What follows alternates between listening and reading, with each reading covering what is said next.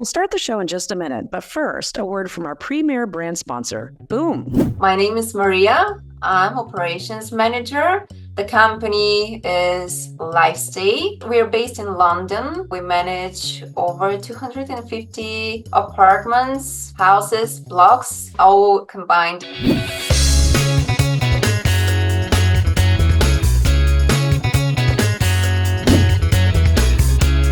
My biggest problem for me is the maintenance, property maintenance, because we always have complaints for something. Considering that we had 250 apartments, always we have a lot of maintenance problems, and this is often leading to a lot of stress for the team, for the guests, and additional costs for the landlords as well. So it's difficult to balance guest expectations, satisfaction, and also the landlord's expectations and satisfaction in terms of their revenue. The next thing is the guest management and communication, of course, to manage the high expectations of the guests, because in London, the prices they pay are huge, of course, so they have high expectations for the apartments. The problem that we were experiencing when we were looking for a new software was specifically related to improve our sales part and to streamline the process of contacting direct leads for our long-term websites, because we not only advertise our properties on the short-term rentals or rental sites like Airbnb and Booking.com, but we also advertise them on the long-term rental websites, which are really leading like good direct booking leads. So we really found Boom helpful in terms with the AI contacting those direct leads and turning them into potential guests. Our previous software didn't allow us to integrate this aspect. We decided to migrate to Boom. We were immediately impressed by the capabilities of the software and the services it offers. So after discussing our specific needs, we knew then that this would be our new software. When I heard about the AI function, I wasn't really sure if it will work well. I was expecting something more basic, but when I saw the capabilities and how developed this AI feature is, it really impressed us. From the moment we started, the team was there for us. If there was something that we couldn't find or was not matching our needs, they were always answering, okay, no worries, we'll change that, we'll make it according to your needs so it could fit better. After that, it's all this support. Then I said, okay, those are the people I want to stay by our side and to be our partners. So I want to work with them as well. I'm sure that it will really benefit to improve our services and help us focus on more serious problems, more strategic problems, and it will improve our guest communication, our maintenance procedures and cleaning procedures as well. And the software really gives you the chance to grow and to improve your services, because it has a huge portfolio with services that you can really implement. I will definitely refer Boom to anyone dealing with property management. Even if they have 5 apartments, better start with less number of apartments. It will be easily to understand how the software will help you improve your services. And then once you have all those procedures in place, it will be even better to start growing with Boom alongside. So I would definitely recommend to anyone. Head over to boomnow.com to see a demo of this revolutionary software, and be sure to include that you heard about Boom on the Alex and Annie podcast.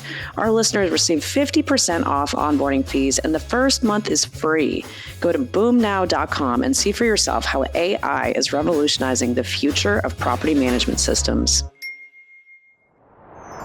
Welcome to Alex and Annie, the Real Women of Vacation Rentals. I'm Alex. And I'm Annie. And we are joined today by Declan McGonigal, who is the owner-operator at My Beach Vacation Rentals. Declan, it's so good to see you. Yeah, happy to be here. Thanks for having me on. So I have to ask the question, McGonigal, are you any relation to Professor McGonigal from Harry I'm Potter? not. I'm not. But like I was wow. saying, I've fallen in love with the series lately. It's really good. It's funny. My cousins and other parts of my family really liked it. So they're McGonigals. They're on my dad's side. But I never really got the joke until like this past year. Now you embrace it, right? Now I embrace it. Exactly. Okay, well, so aside from your Harry Potter fame that we're going to tie you to, I'd love to hear your story. We're going to talk about that, but tell us a little bit about your journey into vacation rentals, where you started and how you got here. Yeah. So I basically got started in it pretty soon after college. So went to school for engineering, gave that a try up in DC. Didn't really turn out to be my thing. Came back down to North Myrtle Beach, which is where I'm from, born and raised. My family's in the hotel business, so they've always kind of been in the hospitality world. My dad and my uncle had a few short-term rentals, and basically were just kind of having me manage them because they were essentially self-managing them. So I started with two, and then kind of fell in love with it. I really enjoyed I kind of enjoyed the mix of, the numbers and the investment side of it and revenue management and whatnot, but also getting out and about and actually going around, running around to all the rentals and checking on them, doing inspections, all that sort of stuff. So I kind of fell in love with the mix and decided that, my dad again has his own business. Why not I start kind of my own and learn a bunch from an early age. So started it with like two, like I said, and then probably grew to six after a year. And then maybe a year and a half later, I grew to 10. So I wasn't really seeing a lot of growth, but it kind of took off from there after I got some help from some people in the business and friends in the area. So that's kind of how I got into it. And how many properties are you up to now? We're at about 70 now. So that's huge compared That's to huge, yeah. I know. Yeah, it was a big jump. Like I said, it was really slow at the beginning. I just didn't really know what I was getting into. I also had probably a little bit of like young, kind of stubborn ambition as well. I thought, oh, I'm a young guy. I'll come into Myrtle Beach with all these old guys and just kill it. But turns out business is a lot harder than that. It's a lot harder than just coming to a place and having good ideas. So it took me a little bit of time, but got it going. And now it's been about 3.5 years, 3 years or so. And like I said, about 70 rentals. So it's been good. Been good growth. Yeah. That's a good portfolio size. And you're just slightly north of where I live in Myrtle Beach, and have gotten to kind of watch your journey over the last few years, and just super exciting I remember at one point early last year we had spoke, and I think at that point you were at like 30 or 40. And then all of a sudden I saw you last fall and you're like, yep, we're at 70 now. So really, really impressive growth. But tell us a little bit about how you did grow to that level. Has that been referrals, or are you doing any sort of like homeowner marketing? I know our audience is always curious to hear how people grow that fast. Yeah. So a lot of it came through Realtor referrals, which kind of makes sense, right? Like I'm from the area. I knew a good amount of people. I didn't necessarily know a ton of realtors, but knew a good amount of people. And like I said, that first year was really a struggle. After probably about a year and a half in, I was really considering just like quitting because I was like, this is too hard. I'm not growing at all. But I had a buddy on the real estate sales side of things. He was super helpful in kind of just keeping me in it and keeping me motivated, but also kind of giving me sort of a framework to work with to kind of connect with realtors and network with them and grow the referrals from there. So a lot of it, like the early days, was just me just cold calling realtors and just seeing how I can add value to them. A lot of that was rental projections, right? I think that's a pretty common thing today. And it's a pretty, I'm not going to say easy thing to do, but we use key data, and they have a really good tool for creating rental projections. So started doing that with realtors. It was received like fairly well. You get the majority of the calls. They'd say, we're good right now. We don't need anything.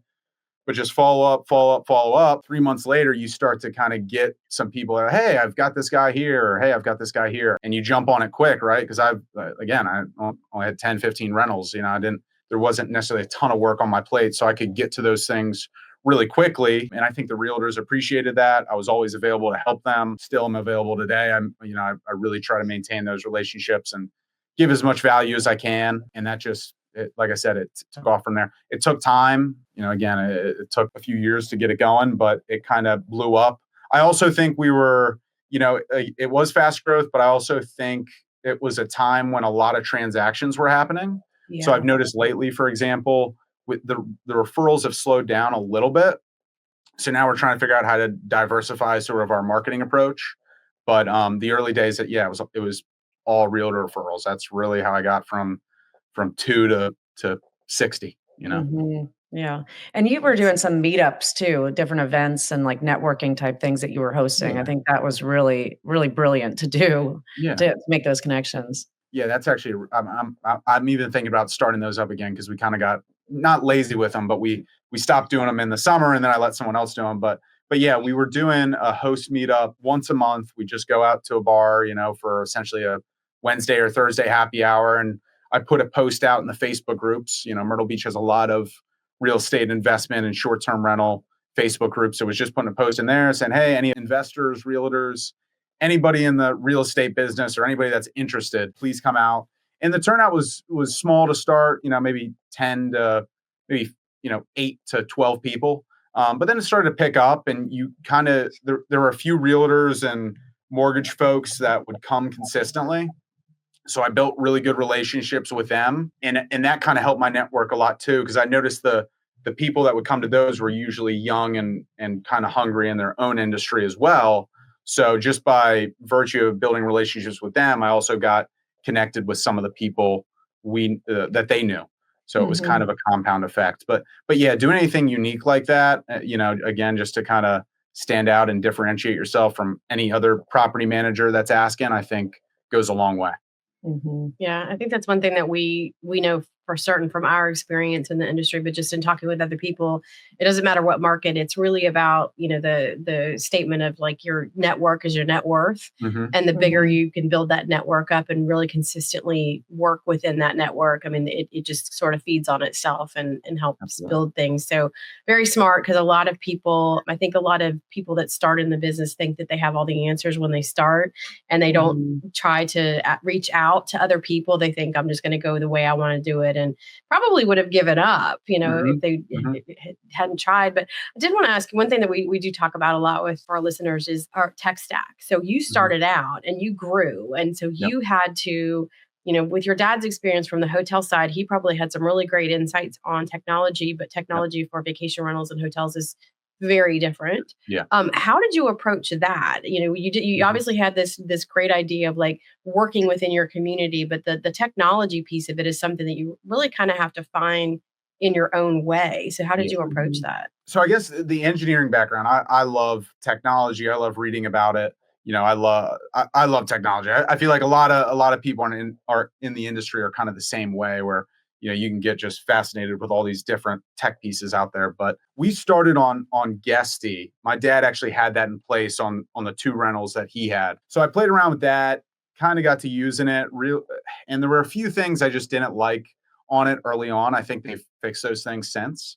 But eventually I just made a switch from them after doing some, sort of millennial research, I guess. Trial and error. On YouTube and you're just, I'm looking up like top 10 PMS systems on YouTube and that sort of thing. Yeah. And to your point, Annie, there wasn't at that time you're kind of right. There wasn't really anybody else that I knew. Alex, at that time, I don't even think I knew you as far as asking people in the industry, what's a good one to move to. So kind of just YouTube and reviews online. I landed on HostAway and used HostAway for a good period of time. And then recently upgraded to Track just because I feel like we had to make a jump and we had to build out a website and a few other things that Track could do well for us. But yeah, definitely the early days, it was a lot of just looking on YouTube, looking on online and whatnot. But I will say that once you meet people in the industry, they'll give you much better advice than what you find online. Yeah. So since then, I've kind of learned, and before I make a move on anything, I definitely ask around and figure out what's good versus what's not. But the early days, it was just a lot of research online and testing things, right? I was playing with it. I didn't like this, didn't like that. And then changed to a different solution and figured out what I liked, didn't like. So kind of just learning on my own. Yeah, I think that's like the natural metamorphosis of getting into this business. And it's interesting now I see a lot of those Facebook groups of people asking, what's the best PMS or what's the best this? And you'll have a bunch of people weigh in and the person will say, okay, cool, I'm going to go sign up for that. But you need more than that. It's great to have a vote of confidence, especially if you know the person. But if you don't even know the person or their business, that makes it kind of a blind decision, to be honest. But it makes a much bigger difference when you actually start meeting people and you go to these conferences, which I know you've gone to several of the VRMAs now, and you kind of start connecting the dots of like, okay, now I know what I really want, but you have to take those steps first. And I've noticed too, like I'm one of those people that kind of jumps into things probably a little quicker than I should. So even now, like I look back on like some of the tech we've used in the past, I'm like, yeah, I should have done a little bit more research there, or reached out to somebody, or gone on LinkedIn or found somebody, but I kind of just figured it out at the time. But the conferences, to your point, Alex, are huge. What you find online, you can learn 10 times more by going to a conference and talking to the people that work at the companies or talking to people around the conference. So once I got to the conference level, saw that it was eye-opening. There's really only so much you can find on YouTube and whatnot too. Yeah. It's so different I feel like we talk about this a lot. It's so different from market to market, what everybody needs. Yeah. So even if you have a YouTube video from some guy in Colorado, it may not be as applicable to your business in Myrtle Beach or in Florida or wherever it is. Right. So you always got to take things with a grain of salt, but definitely talking to as many people as you can on that sort of stuff is so important, because it's hard to make a switch. Once you're now at 70 units, it's like, okay, I've got to almost stick with what I've got, because the switch would just be kind of taxing on the team, So I would definitely do a good amount of research before you make a move on anything. Yeah, PMSs are painful if you have to make a switch, especially when the switch is having to be made on someone else's timeline. It can really hamper your operations. In that, do you feel like there's any things that you wish you'd known when you started? So like if somebody comes to you now and says, Declan, like, what are the things I need to look at? Do you feel like you have a good sense of things that you missed? Yeah. I'm thinking, I think about this a lot, because I go back and forth on track. I've got good things to say about track, but one thing I've realized is like, you've just got to figure out like what's important to your business. Like for us, when I think back on it, it's a lot of like simple stuff that just needs to be done well. Maybe not simple stuff, but a few things that need to be done well. Distribution to the channels is super important. A good messaging / like contact inbox is really important to us. The accounting side, that's something that I struggled with kind of on Guesty and a little bit on Hostaway was, once you're getting up to 40, 50, 60 rentals, the accounting side of it gets pretty dang important. I can't even imagine what it's going to be like at 200 or 250. But early days, I was just doing the owner statements kind of in a manual way, because for whatever reason, I can't remember why it was, but I just could not get it to work for me correctly or as I wanted to on Hostaway and Guesty. So I was doing 20 to 30 statements a month manually. Well, again, once you get to 50, 60, you can't do that. So the accounting piece is so important. Again, just figuring out like what pieces are really important to you, or even asking your team, if you've got like a small team, ask them like, hey guys, what do you like? What's important? Because a lot of it is, at least for us, and what we use is just fluff. Like we could get rid of half the stuff that the PMS offers, probably more than half, and we wouldn't really need it. So just figuring out exactly what you need and what's super important to the core function and what you guys do, I'd say is the most important part. It's good advice. Yeah. And we do see a lot of top-down decisions being made, which that typically doesn't end well. That the one person that went to the conference, whether it's the owner or the GM, they come back and they say, this is what we're going to do. Yeah. And then they, didn't take into consideration what is really needed on the maintenance side or on the accounting side. And I've definitely seen a lot of teams actually fall apart because of that, or really struggle. Yeah. It's tough, and you want to have that buy-in. So I think how you made your decision sounds like it made a lot of sense. Tell us a little bit more about your team. What does that look like, and what's the working model to keep those 70 units marketed and cleaned and rolling down? Yeah, definitely. So we've got a team of 7 of us now, including myself. So myself kind of oversees a lot of the divisions, if you will. I try to focus a lot of my time on marketing the properties, revenue management, marketing to homeowners, and doing the sales on that side. Then we've got one guy that handles sort of the maintenance, cleaning, inspections side of the business. I've got one guy that helps on a lot of the owner communication and guest communication. And then I've actually got 3 virtual assistants that handle all the guest communication essentially, and then also do some admin work for different things. So helping with work orders, helping with, random social media things or just random sort of administrative tasks they sort of help with. So, and then I've got one guy that I just added on the business development side, trying to help me grow the business. So doing homeowner sales, reaching out to realtors, building relationships in the local area with other people that could, potential referral partners and whatnot. That's kind of the team right now. And that's, I don't know. I've really got to start asking other people what their team makeup looks like at my size. Cause again, I haven't really taken a model from any other business that I know of. It's more so just been figuring out first, it's what's the most time consuming stuff that's been taking up the majority of my time. Mm-hmm. I need someone to fill that. I'd say early on, the most time consuming stuff was running around to properties, handling cleaners, doing some of the minor maintenance, coordinating with contractors, that sort of stuff. So that was the first position I filled. Then the guest service side was the next position I filled, just because that's time consuming. And I'm one of those people that I need to get big, important work done.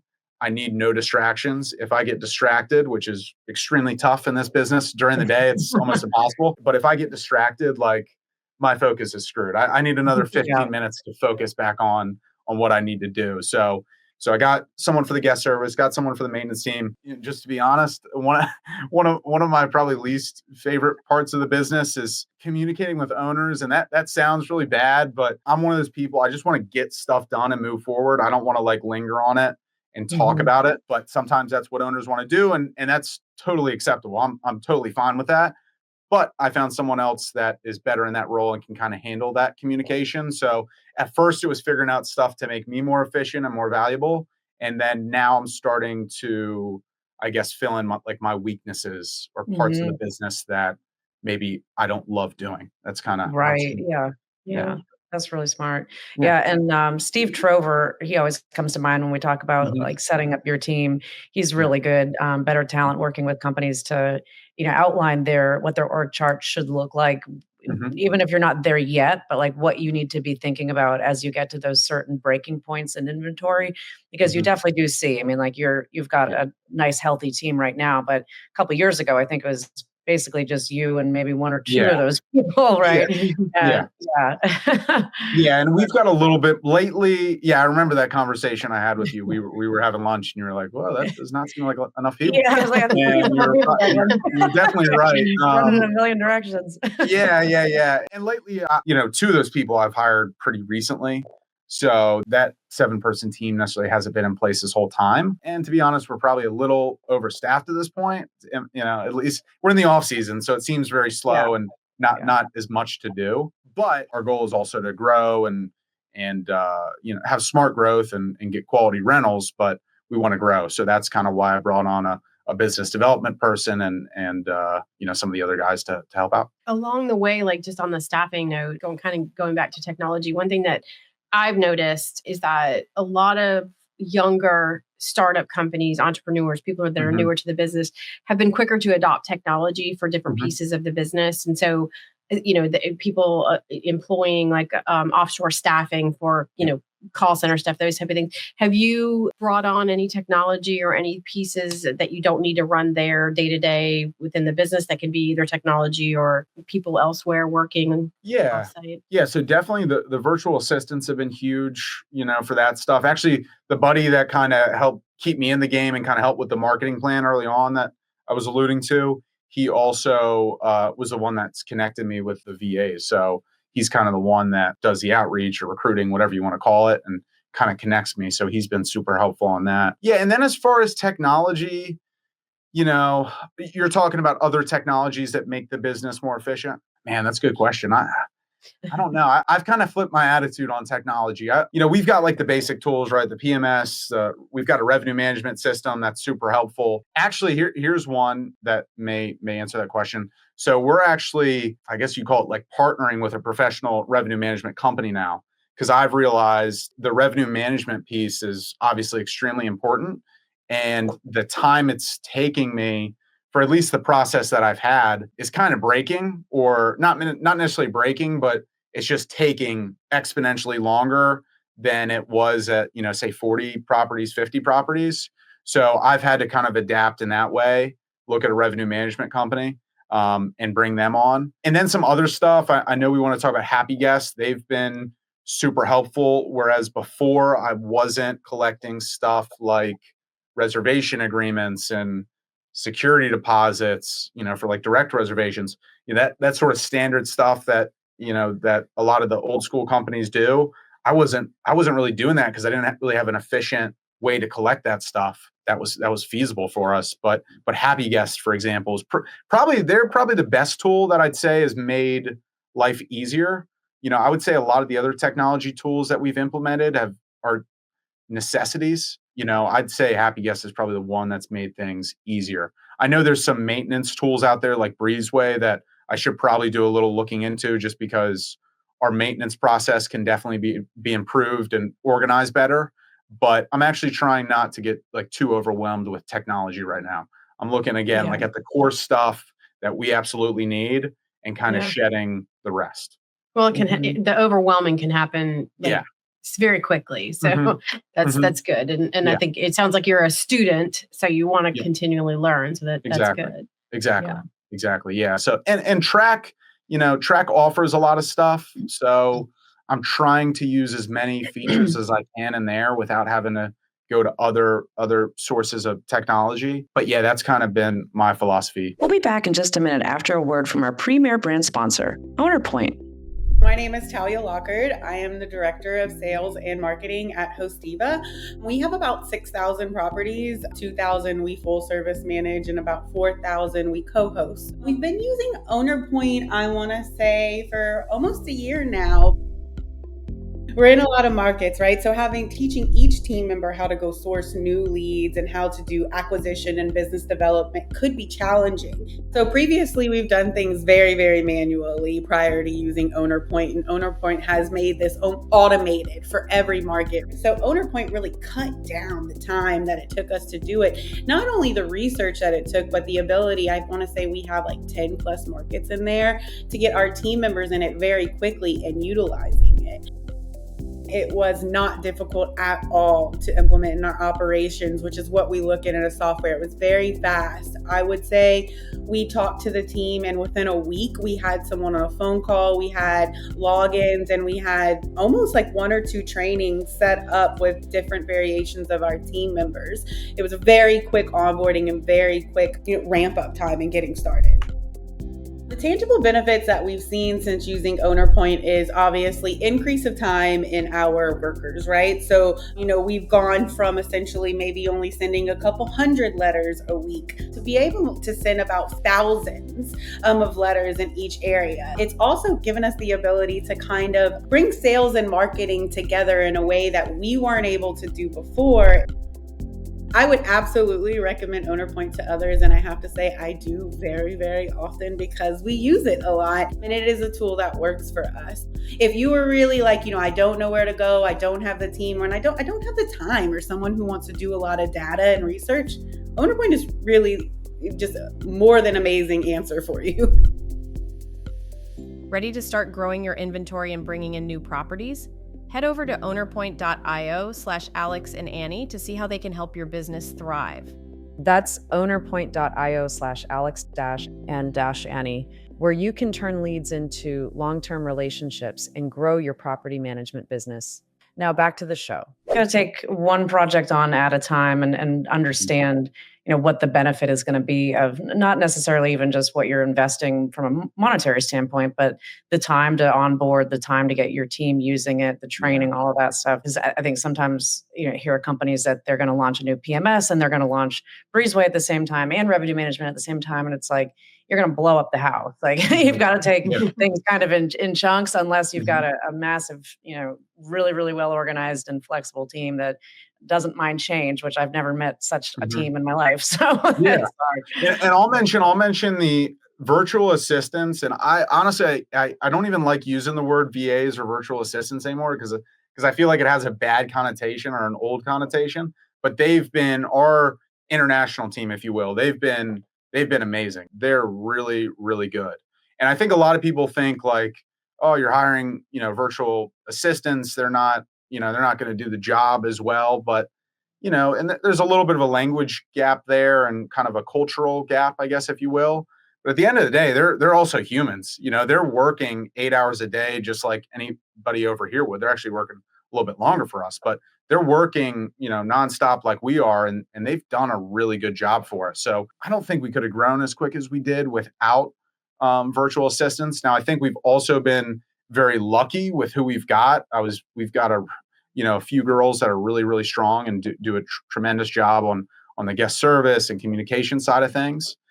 So that's probably, Annie, to your point, that's probably filled up a lot of like what would otherwise be maybe some technology solutions. The international team has done great for us. So I'm curious on the Happy Guest side, because that does relate to guest services.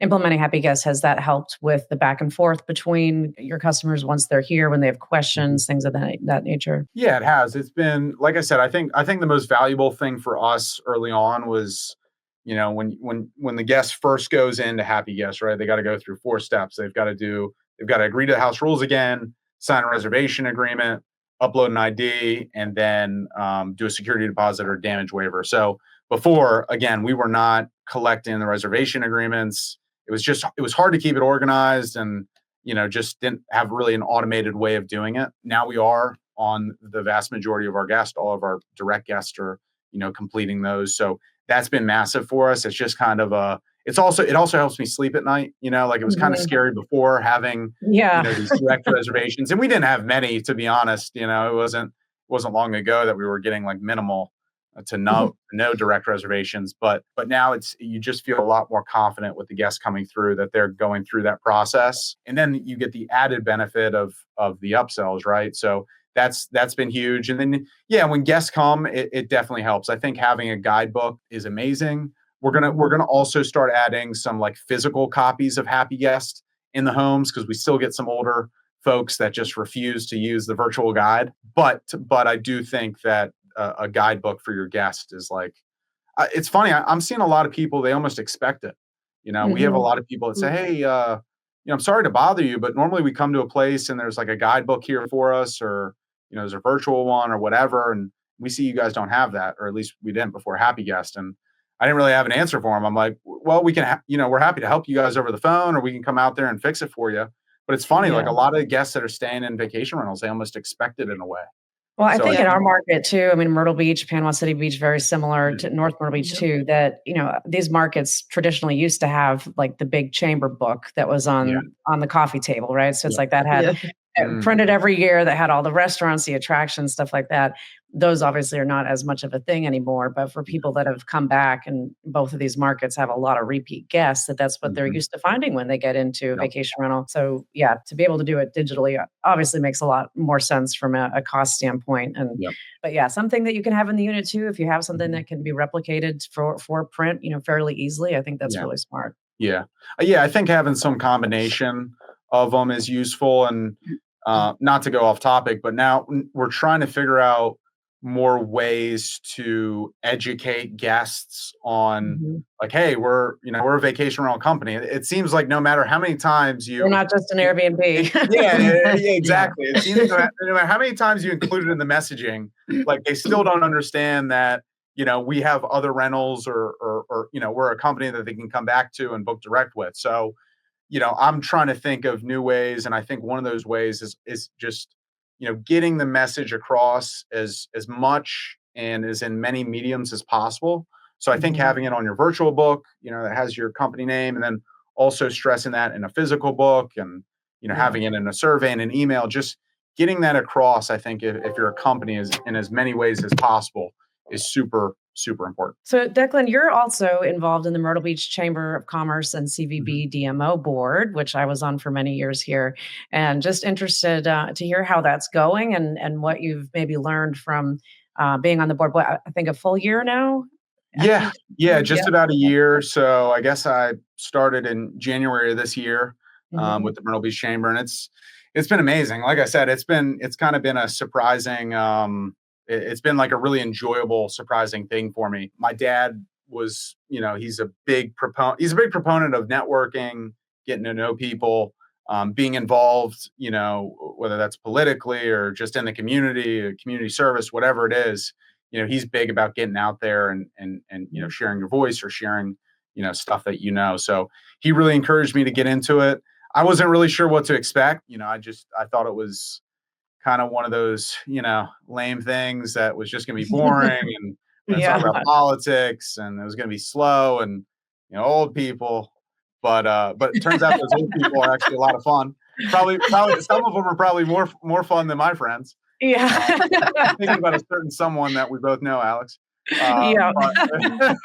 But it's been amazing. I thought I knew a lot about the area being from it, but just being on there, you learn so much more. And I think the biggest thing is just like the people I meet are incredible. It's just a amazing room. It's amazing to be in that room with those guys and girls once a month. Like the resumes in that room are incredible. So even just talking to them and learning more about them and asking them random questions here and there has been so valuable. But yeah, it's been amazing. It's been really cool. Yeah.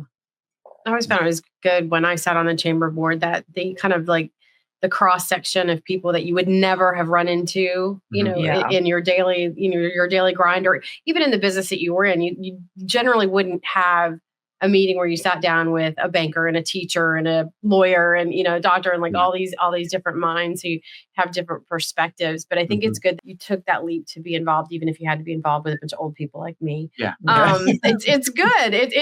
And I think, so many people in this industry, one thing that we talk about all the time, like in vacation rentals specifically, but I think in hospitality in general, is that people are pretty giving and they want to share their knowledge and they want to impart it on like the next generation. So help you not make the mistakes, and they want you to ask questions. And if you jump into it and realize that you don't either have to be intimidated or you don't have to go in with all the answers, and know that there's this whole group of people that wants to help elevate you as a person and as a business. And that's what the Chambers of Commerce do a great job. Yeah. I think people sometimes forget that they're not there to just make sure that, the report outside the market is that the sun is always shining. There's lots of things that they do to help the destination. So, being a young business, that's really smart of you to have jumped in there. Yeah, absolutely. And I try to encourage a lot of my friends who are, some of my friends have started their own businesses, and, and some others have kind of grown in the businesses that they started with. So I've encouraged all of them to get involved as well. I think they're kind of thinking the same thing I was, it's maybe not for me, but I've really encouraged people to get out there and Andy, to your point, it's amazing. I think you learn so much. I think it's good to be involved too, right? Like, it's so easy to go through life and just think about yourself and what I've got to do, especially if you're a business owner, right? Like you're just focused on, keeping the thing alive and keeping it going and doing better. But if you take a step back and really think about the long term and what you're really trying to do, getting involved in the community like that it's gonna help you, and it's also more importantly gonna help the community and others around you. So getting educated, getting involved like that is I can't stress it enough. It's so important. Yeah, we definitely agree with that. And I think, the nice thing about our destination here is I think everybody, or the wide majority of people, really embrace that too. And I will say, different areas and companies that we've talked to, not everybody, most areas don't have as robust of a chamber that we do. I mean, it's the fourth largest in the country, and just crazy advertising budgets and a lot of political power there. But even beyond the monetary side, a lot of areas don't have that association as something that really brings tourism together. And I think because we are a chamber and a CVB together, that's where it becomes a little bit different there, that there is such a big focus and an emphasis on tourism that a lot of what the chamber does is explaining to locals and people that move to the area that, tourism works for us. I mean, the reason that you're able to move down here and your taxes are so low and you have all these great restaurants and shops, it's because of the tourists. It's not, there's not enough locals here to be spending all that money that could justify, that commercial development. But it is amazing to see just over the years how much things have changed here. And a lot of that, it's comes from the work of a lot of great people getting together and putting together a plan. Yeah. The team there is so talented too. I mean, Stuart Butler's amazing on the marketing side, and I didn't really realize how much of an impact, the chamber had here locally in Myrtle Beach. And then you get in there and you see the budget and you see kind of the different things they're doing to get our name out there and stay out there and stay in front of people. And it's so competitive, right? Like there's so many great destinations, but you consistently see Myrtle Beach is, like on TripAdvisor, we're top 5 destination in the country, in North America, I think. Like that's incredible. And I don't really think people realize like a lot of that can be attributed back to what the chamber does, because they're doing these big macro sort of things that, you're like, how does that help my vacation rental? Right. But marketing is complex, and that team handles it really well and does a great job with the resources they have. So that's been the other cool part of it is the ideas that they're thinking about and trying to take Myrtle Beach to the next level is incredible. It's cool to be a part of. Yeah, definitely. Well, so what's next, Declan? I mean, you're at the 70 units now. What are your plans for 2025? Do you have any goals set for how much you want to grow, or just different parts of the business that you're looking to expand upon? Yeah, definitely. So, the goal over the next 3 years is really to get to that around that 250, 300 rental mark. That's kind of where I want to get. And I think that's it's ambitious, but I also think we can achieve it. And I think that's kind of where you want to be as sort of a professional management company in this market is to that level. I also want to, going back to one of my weaknesses is organization, and it's so important in this business. So I really want to get all of our processes and systems organized, and then bring in, a COO or a manager, whatever you'd like to call them, to really manage the business. Because that's one area I'm weak in, is that organization, overseeing people. It's just kind of one of the things I'm a little weak in. So I think bringing somebody in for that position once it makes sense here in maybe the next 6 months or so, I think could really, really start to propel us. And then that way I can kind of focus my efforts on the marketing side. And then just growing the business. Like some of those, the people I've mentioned on my team have really been with me since like the early days. So really, I want to get it to a point where like, they're being compensated very well and they're really enjoying what they're doing and they have people under them to manage. So growth isn't just necessarily like, I want to get to this arbitrary number. There's purpose behind it and want to do well for the team and all that fun stuff. So that's I love that. You've got the right attitude. Yeah, really well said. Yeah. So before we wrap up, I did want to ask you about, because we're fellow podcasters. So you've started a podcast. Yeah. So it's really exciting. So what's it called and where can people find it? Yeah. So I think what we have it called now is just the My Beach podcast. Or no, sorry. It's STR Unlocked. We've been changing around the name. Actually, I think there's another STR Unlocked out there. So I've probably got to change that. But yeah, like I was saying, we've got a few episodes going. I'm trying to focus more on the property management world now. Early on, I was just trying to get guests, and a lot of that was just local folks. But now I'll have to have you guys on there soon. Yeah, I'd love to. But yeah, just trying to focus on the property management world. And like, it's kind of twofold. One is like, selfishly, I just want to kind of pick the mind of other property managers a little bit more. Yeah. But then two, I think I'm a big believer in sort of like the abundance mindset, right? Like, you get what you give. Like I want to put as much information out there that people are willing to share as possible. And I think there's definitely a lot of cool stuff that people know that we can share and kind of get out there to people that are maybe in my position or maybe starting off or even, a little bit ahead and really have an established business. So that's kind of the approach with it and trying to be consistent. I've probably been averaging like an episode every 2 weeks. So that's kind of the key with it. Yeah. Yeah, I mean, that's still pretty good, though. Most podcasts fail after episode 5, I believe the stats say. There are like 90-something% don't do any more than that because it is time consuming. But I think your intent behind it and what you're trying to get out of it, that's what's going to keep you going with it, because I would agree completely. I think Andy and I have learned as much as we've put out to the world. We've learned so much from the guests that we have on the show. So selfishly, we love that. But it's also, it's just great to share the stories of people who have done it. And, it's inspiring to hear how somebody else built their business and what they ran into. And there's a lot of great stories in our industry. So yeah, absolutely. No. And I'm inspired by you guys. I think what you've kind of done, it's cool because it's like, when did you guys start this? 3 years ago. 3 years ago.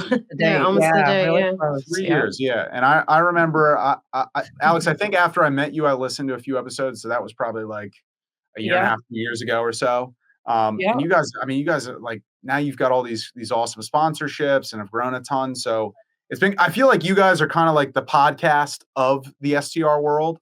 So it's been, you guys are up there. So it's been cool to kind of follow you guys. And I definitely, I think what you guys do really well is you have such a wide range of people that come on, right? It's not just like this guy that's doing vacation rentals in Myrtle Beach. There's such a wide range of topics. So you guys do a great job and keep it up. Oh, thank you so much. Well, thank you so much for coming on today, Declan. If anybody wants to get in touch with you, what's the best way for them to reach out? You can find me on Instagram. I think it's at Declan McGonigal, I believe. Or you can go to our website. That might be the easier way. It's mybeachrentals.com. If you submit an inquiry, it'll come straight to me. Or if you go to our contact us page, I think it's still my phone number might be one of the numbers on it. Oh no! So, yeah, I probably gotta get that after this. But yeah, either of those methods, feel free to reach out. I'm always happy to share what I know and get the word out there. So thank you guys so much. Yeah. Well, if anybody wants to get in touch with Annie and I, you can go to alexandanniepodcast.com. And until next time, thanks for tuning in, everybody.